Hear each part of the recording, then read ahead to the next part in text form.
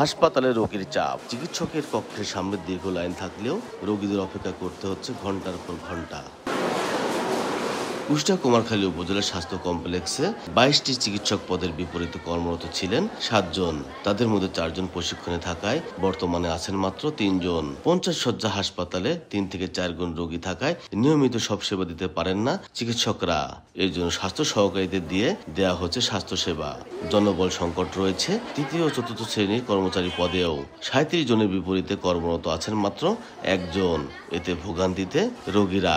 Ticket নিয়ে দাঁড়িয়ে আছে আধা ঘন্টা, অনেকে কল দিয়ে ঢুকে যাচ্ছে, আমাদের সুযোগ হচ্ছে না। ডাক্তার একটু কম আছে, তারা যদি আর 2-1টা ডাক্তার বেশি থাকতো তারা আর আমাদের কন্টিনিউ দেখাশোনা করতে পারতো। চাচ্ছি ভালো ডাক্তার এবং বেশি ডাক্তার হোক। রোগীর চাপ সামলাতে হিমশিম অবস্থা কর্মরতদের।